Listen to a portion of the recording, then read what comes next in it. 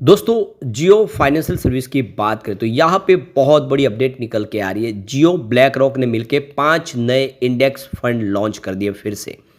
आप देख सकते हो कि बहुत तेज़ी से म्यूचुअल फंड के बिजनेस में कंपनी अब आगे बढ़ रही है और आने वाले समय मार्केट शेयर अपना बढ़ाने की पूरी प्लानिंग के साथ आगे बढ़ रही है, यानी नंबर 1 पोजीशन की तरफ आगे बढ़ रहे हैं और काफ़ी हाथों हाथ लिए जा रहे हैं लोगों की तरफ से। ये फंड काफ़ी अच्छा रिस्पॉन्स मिल रहा है, पिछली बार भी बहुत ही बेहतरीन रिस्पॉन्स दिया था।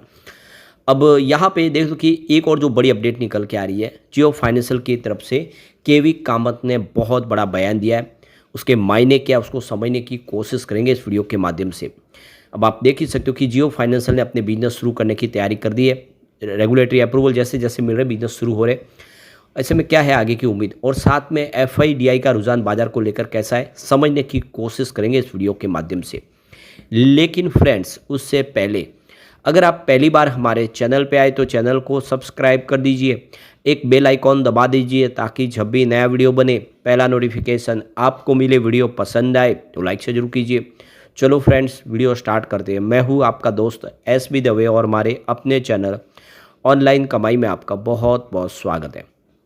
सबसे पहले बीएससी सेंसेक्स की बात कर ले। आज 80,710 के स्तर पे क्लोजिंग देखने को मिली, जहाँ पे 308 पॉइंट की गिरावट थी, यानी 0.38% की गिरावट देखने को मिली। मंडे को तेजी थी लेकिन आज बाजार फिर गिर गया। तो आज गिरावट के पीछे एक बड़ी वजह है कि सेबी ने कुछ फैसला करने की तैयारी करी, F&O पे लगाम कसने की। रिटेल इन्वेस्टर जो फंस रहे उनको इस नुकसान से बाहर निकालने के लिए यहाँ पे देखो कि F&O में मार्जिन बढ़ाने की तैयारी है, एसटीडी चार्ज भी बढ़ाया जा सकता है। इस खबर ने माहौल गड़बड़ कर दिया है। अगर आपको सारी ये डिटेल जानकारी चाहिए तो ऑलरेडी हमारा इससे पहले वीडियो बना है, आप देख सकते हो बीएससी लिमिटेड और सीडीएसएल पे, वो जाके आपको देखना चाहिए, सारी जानकारी मिल जाएगी आगे की क्या संभावना बन रही है। आज एफआई ने बिकवाली की लेकिन वो काफ़ी कम मात्रा में थोड़ी सी राहत मिली। आज 15,251 करोड़ का उन्होंने फ्रेश इन्वेस्टमेंट किया, लेकिन सामने 15,273 करोड़ का उन्होंने माल बेचा, यानी आज उन्होंने 22 करोड़ की बिकवाली की। ये अमाउंट कम है जो थोड़ी सी यहाँ पे राहत दे रही है। फिलहाल 3 ट्रेडिंग सेशन में 5,955 करोड़ का माल बेचा है। लगातार फिलहाल तो बिकवाल तो है लेकिन आज अमाउंट कम हो गया है। अब बाजार को पूरा सपोर्ट मिल रहा है डीआई की तरफ से और आज भी जम के खरीदारी की है। तो आज 14,250 करोड़ का उन्होंने फ्रेश इन्वेस्टमेंट किया, सामने 10,410 करोड़ का उन्होंने बिकवाली कर दिया। इसका मतलब 3,840 करोड़ का आज उन्होंने फ्रेश इन्वेस्टमेंट किया और 3 ट्रेडिंग सेशन में 11,413 करोड़ की खरीदारी डीआई की तरफ से हो चुकी है। यानी इंडिया के जो बड़े फंड हाउस है पिछले कई महीनों से बाजार में जम के खरीदारी कर रहे हैं। अब निफ्टी फाइनेंशियल सर्विस की बात करें, यहाँ पर भी गिरावट बढ़ी थी। 26,373 के स्तर पे क्लोजिंग देखने को मिली, जहाँ पे 103 पॉइंट की गिरावट थी, यानी 0.39% डाउन था निफ्टी फाइनेंशियल सर्विस। और नतीजा ये रहा कि जियो फाइनेंशियल में भी थोड़ी गिरावट देखने को मिली, तो 332 पर क्लोजिंग देखने को मिली, जहाँ पे 0.39% की गिरावट थी। तो शुरुआत पॉजिटिव हुई थी और काफ़ी अच्छी तेज़ी बनी भी थी, लेकिन बाजार ने साथ नहीं दिया, जिस वजह से ये गिरावट देखने को मिली। और इसके बीच में जो बड़ी अपडेट निकल के आ रही है, जियो ब्लैक रॉक ने 5 इंडेक्स फंड लॉन्च कर दिए। तो भारत के म्यूचुअल फंड बाजार में एक नई एंट्री ने हलचल मचा दी है। जियो फाइनेंशियल और दुनिया के सबसे बड़े asset management company black rock की पार्टनरशिप में जियो ब्लैक रॉक म्यूचुअल फंड ने अब 5 और इंडेक्स फंड लॉन्च किया है। इन सभी फंड्स में सब्सक्रिप्शन यानी 5 अगस्त 2025 से ऑलरेडी शुरू हो चुका है और ये 12 अगस्त 2025 तक खुला रहेगा। इस लॉन्च के साथ जुड़ा ये अहम सवाल है कि क्या आपको इन फंड्स में निवेश के बारे में सोचना चाहिए। तो यहाँ पे जियो ब्लैक रॉक ने एक साथ 5 नए पैसिव इंडेक्स फंड लॉन्च कर दिए। इनमें 4 इक्विटी आधारित है और एक डेट आधारित है। इन सभी फंड का उद्देश्य बेंचमार्क इंडेक्स की परफॉर्मेंस को ट्रैक करना, यानी उन इंडेक्स के बराबर रिटर्न देना। तो ये जो आप देखें जो नए फंड लॉन्च किए उसमें Jio BlackRock Nifty mid cap 150 index fund है, दूसरा है Jio BlackRock Nifty next 50 index fund और तीसरा है Jio BlackRock Nifty small cap 250 index fund और जो चौथा इंडेक्स है वो है Jio BlackRock Nifty 50 index fund. एक यहाँ पे जो डेट फंड निकाला हुआ है Jio BlackRock Nifty 813 year देखो कि GCAC इंडेक्स फंड, तो एक ये डेट फंड है। इन फंड्स की जो सबसे बड़ी खासियत है कि ये सभी पैसिव फंड्स हैं, यानी इनमें फंड मैनेजर का दखल कम होता है और ये सीधे उस इंडेक्स को फॉलो करते हैं जिनके नाम पर बने हुए, इसलिए इनका खर्च भी काफ़ी कम होता है। तो देख लो कि ब्लैक रॉक की ग्लोबल ब्रांड वैल्यू और डिजिटल फर्स्ट अप्रोच भी इन फंड्स को बाकी से अलग बनाती है। ब्लैक रॉक की अलादीन नामक एनालिटिक्स और रिस्क मैनेजमेंट टेक्नोलॉजी फंड को मजबूत तकनीक सपोर्ट देती है। तो अगर आप पहली बार म्यूचुअल फंड में इन्वेस्टमेंट कर रहे हैं तो आपके लिए ये जानना जरूरी है कि इंडेक्स फंड अपने बेंचमार्क से बेहतर रिटर्न देने की कोशिश करने की जगह उसके बराबर रिटर्न देने का लक्ष्य लेकर निवेश करते हैं। इन इक्विटी निवेश को लो कॉस्ट ऑप्शन भी माना जाता है। ये जिस इंडेक्स को ट्रैक करते हैं उसी के हिसाब से लार्ज कैप, मिड कैप और स्मॉल कैप पर फोकस करने वाले किसी भी थीम बेस्ड फोकस उसको माना जाता है।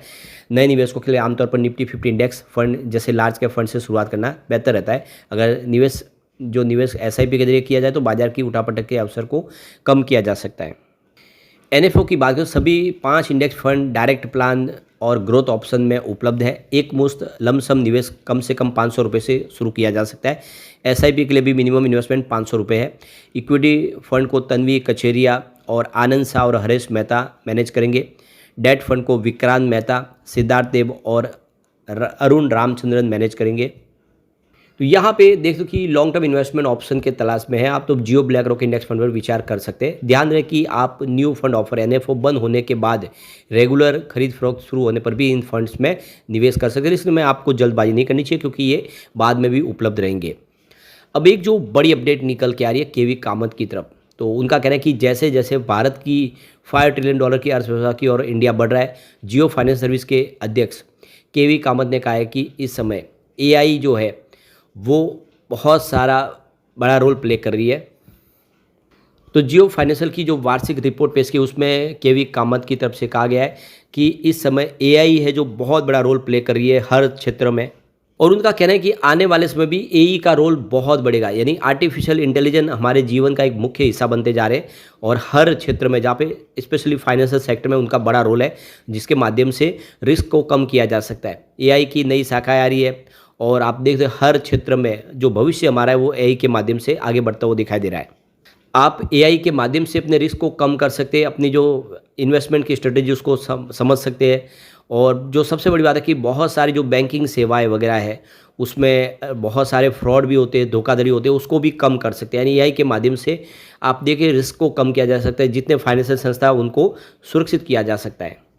तो केवी कामत का कहना है कि ये नई जो तकनीक है ये क्रांतिकारी बदलाव ला सकती है।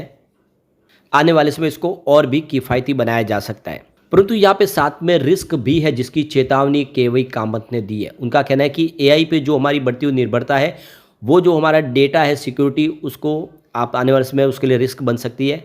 और साइबर सुरक्षा के प्रति भी उन्होंने कहा है कि एआई के अंदर भी बहुत सारे ऐसे लूप होल है जिसकी वजह से साइबर सुरक्षा का खतरा भी बन रहा है। तो जितने ये हमें बेनिफिट दे रहा है उतना ही यहाँ पे रिस्क भी है। तो उनका कहना है कि फाइनेंशियल सर्विस इस समय पूरी तरह से विश्वास पे आधारित है और नई तकनीक का उपयोग करते हुए हमें साइबर सुरक्षा का खास विशेष ध्यान रखना है। जो डेटा है उसको सिक्योर रखना है ताकि लोगों को उससे नुकसान ना हो। केवी कामत का कहना है कि जो हमारा भारत की जो जीडीपी दर है वो आने वाले वित्त वर्ष 2026 में 6.5% तक पहुँचने की उम्मीद है। और इसके पीछे जो हमारा इस समय जो बाज़ार है काफ़ी बड़ा है और लगातार इसमें आप देखें तो कंजम्पशन बढ़ रहा है जिसका फ़ायदा जीडीपी ग्रोथ में देखने को मिलेगा। अब ये डिजिटल क्षेत्र की वजह से आप देखें जो नई सेवा है उसकी वजह से ग्रामीण और शहरी क्षेत्र का जो खाई थी उसको काफ़ी कम कर लिया है और अब ग्रामीण क्षेत्र में भी अच्छे से सारे बिजनेस शुरू हो गए इस डिजिटल टेक्नोलॉजी की वजह से। 2025 बहुत ज़्यादा परिवर्तनकारी रहा है और आप देख सकते हो कि बहुत सारा निवेश आए। ऐसे में आने वाले समय है वो काफ़ी बेहतर होगा और इस मौके का पूरा फ़ायदा जियो फाइनेंशियल सर्विस उठा रहा है और जिस तरह से लोगों को जो उनकी आवश्यकता के अनुसार उनके लिए सारी सेवाएं जियो फाइनेंशियल दे रहा है। तो बिल्कुल आप देख सकते हो कि केवी कामत ने कहा कि पूरी तरह से जियो फाइनेंशियल तैयार है, लोगों को जो चाहिए वो सारी सेवाएं देंगे और सस्ते में सुलभ तरीके से और सुरक्षित तरीके से। ये विजन बिल्कुल क्लियर है, आने वाले समय जियो फाइनेंशियल बाजार में कब्जा करने को तैयार है। ऐसे में इसका फ्यूचर काफ़ी ब्राइट दिखाई दे रहा है। लेकिन फ्रेंड्स, कोई भी इन्वेस्टमेंट करने से पहले अपने फाइनेंशियल एडवाइजर से एडवाइस ले ले या अपना खुद का रिसर्च करें, क्योंकि मैंने वीडियो आपके एजुकेशनल पर्पज़ के लिए ही बनाया। वीडियो पसंद आए तो लाइक से जरूर कीजिए और चैनल को सब्सक्राइब कर दीजिए। Thank you friends.